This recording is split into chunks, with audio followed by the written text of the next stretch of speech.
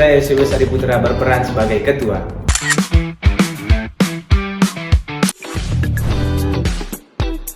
Saya Giza Zabira Anggun sebagai sekretaris.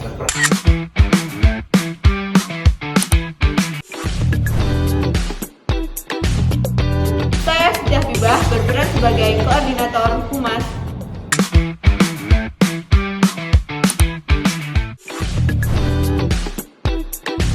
Saya Putri Wulandari berperan sebagai koordinasi Jakusi.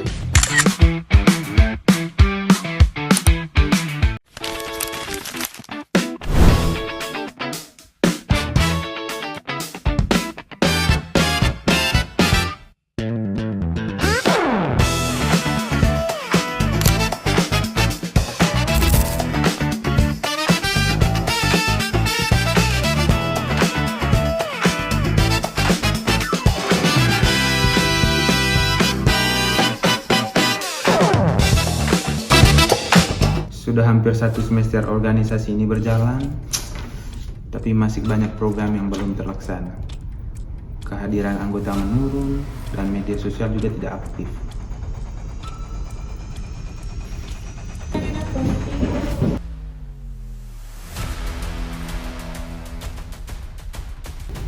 Misi Kak, ini laporan yang saya susun dan anggota mulai kehilangan semangat mengikuti kegiatan. Udah dulu.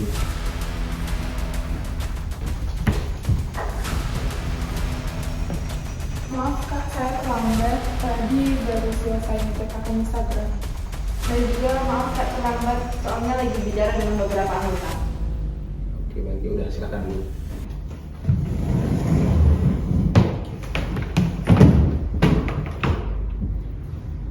Baik, sebelum rapat dimulai, mari kita cek agenda rapat kita hari ini. Silakan.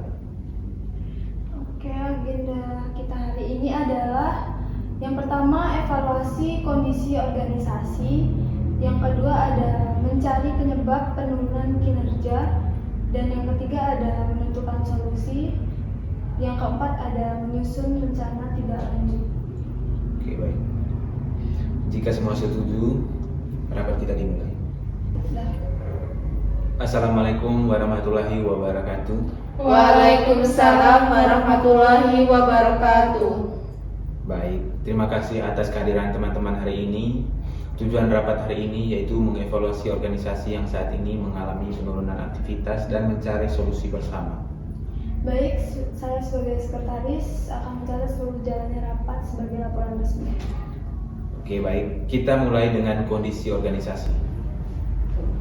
Oke, berdasarkan data 2 bulan terakhir, ada beberapa masalah yang perlu kita bahas. Yang pertama, kehadiran anggota hanya sekitar 40%. Dan yang kedua, 2 program kerja tertunda. Dan yang ketiga, grup organisasi kurang aktif. Kira-kira menurut kalian apa penyebabnya? Saya merasa koordinasi antar divisi itu masih kurang berjalan. Saat ingin membuat konten kegiatan, saya tidak melihat atau mendapatkan informasi tepat waktu.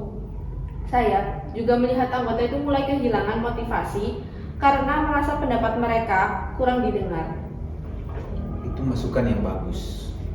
Ada juga anggota yang mengatakan rapat sering berlangsung terlalu lama tanpa keputusan yang jelas. Benar, akibatnya banyak anggota yang merasa rapat tidak efektif. Selain itu, komunikasi antara anggota itu juga mulai kurang baik. Kurang baik bagaimana? Nanti saya jelaskan lebih rinci karena berkaitan dengan perbedaan budaya. Silahkan dijelaskan. Kita kan memiliki anggota dari berbagai daerah, terus cara mereka berkomunikasi pasti kan berbeda-beda. Saya pernah melihat anggota salah paham karena nada bicara yang berbeda. Betul, ada anggota yang terbiasa berbicara langsung dan tegas. Namun, ada juga anggota lain yang menganggap itu tidak sopan. Padahal sebenarnya tidak ada niat menyinggung. Jadi masalahnya bukan isi pesannya, tetapi cara penyampaian. Tepat sekali. Saya juga pernah mengalami saat memberikan kritik terhadap desain poster, ada anggota yang merasa saya terlalu keras. Karena setiap budaya itu kan memiliki cara komunikasi yang berbeda. Ini pelajaran penting. Organisasi mahasiswa terdiri dari banyak latar belakang, sehingga kemampuan komunikasi lintas budaya sangat diperlukan. Jika tidak dipahami, kesalahpahaman akan terus terjadi. Sekarang mari kita fokus pada solusi untuk masalah yang tadi.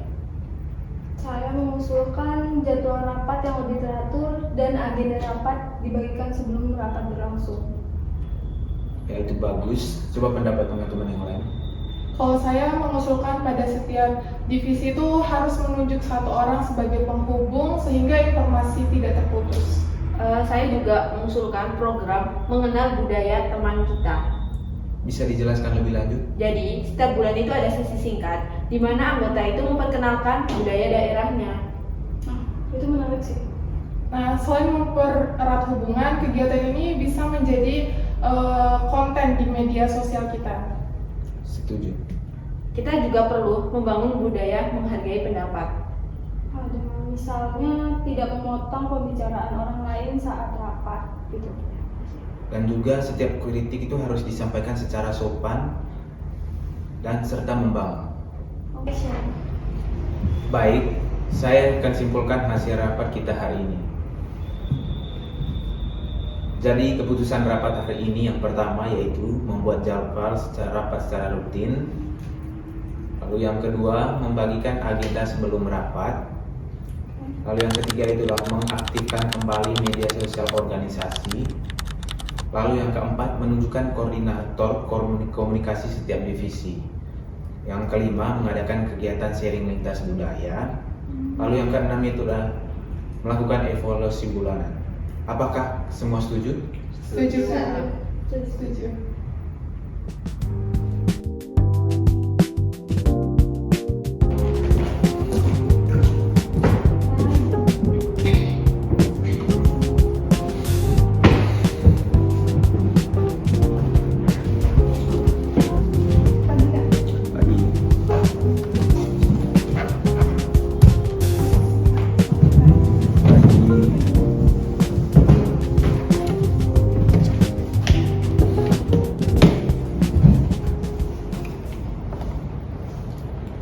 Assalamualaikum warahmatullahi wabarakatuh. Waalaikumsalam warahmatullahi wabarakatuh. Baik, terima kasih atas kehadiran rekan-rekan. Jadi hari ini kita akan mengevaluasi tindak lanjut terkait hasil rapat dari minggu lalu. Silakan dari Saudara Giza untuk laporan pengembangan organisasi. Baik, berdasarkan hasil pemantauan selama 1 minggu terakhir, beberapa keputusan rapat telah mulai dilaksanakan. Silahkan dilanjutkan. Oke, yang pertama, agenda kegiatan organisasi bulan depan telah disusun dan dibagikan kepada seluruh anggota. Yang kedua, setiap divisi telah ditunjuk koordinator komunikasi. Dan yang ketiga, tingkat respon anggota dalam grup organisasi mulai meningkat dibandingkan sebelumnya. Lalu bagaimana perkembangan dari bidang media dan publikasi? Dari bidang divisi media, telah mengaktifkan kembali akun Instagram organisasi. Kami juga telah mengunggah 3 konten kegiatan dan 1 konten edukasi mengenai organisasi.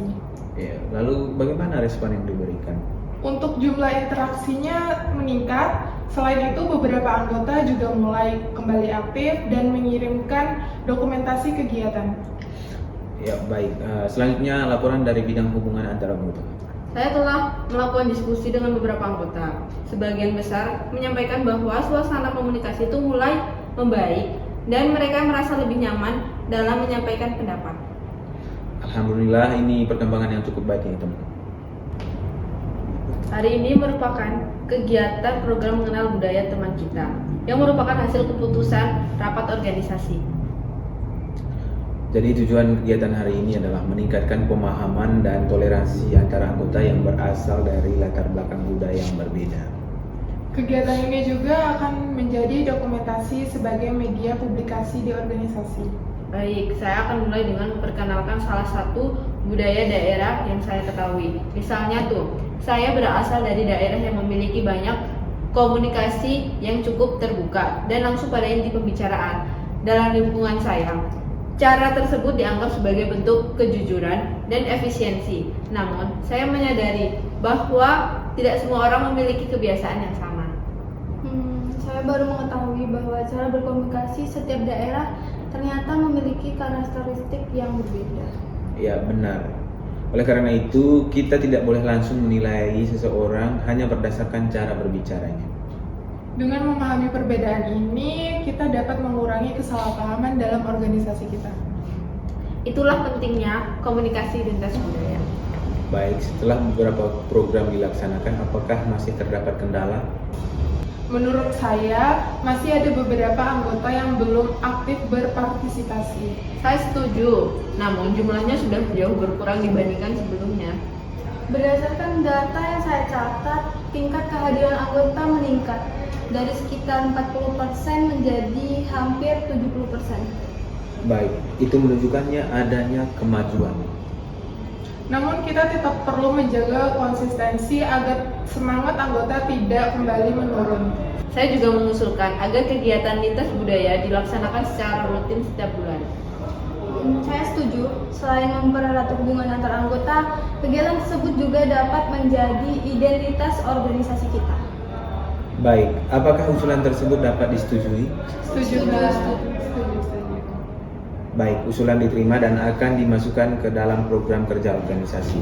Baik, melalui rangkaian evaluasi yang telah dilakukan, kita dapat memahami bahwa keberhasilan organisasi tidak hanya ditentukan oleh program kerja, tetapi juga oleh kualitas komunikasi antara anggota. Kegiatan rapat yang terencana dan komunikasi yang jelas dapat membantu organisasi mencapai tujuan secara efektif. Media publikasi yang aktif juga berperan penting dalam membangun semangat dan partisipasi anggota. Selain itu, keberagaman budaya yang dimiliki anggota bukanlah hambatan, melainkan kekuatan yang dapat mempererat kerja sama apabila dikelola dengan baik. Jadi kita juga harus terus menjunjung sikap saling menghormati, menghargai perbedaan, dan membangun komunikasi yang positif. Dengan demikian, organisasi dapat berkembang menjadi lebih baik Dan mampu mencapai seluruh program kerja yang telah kita rencanakan. serta menjadi organisasi yang inklusif bagi seluruh anggotanya. Berbeda. Saya aja. Iya. Perbedaan budaya adalah kekuatan untuk mencapai tujuan bersama.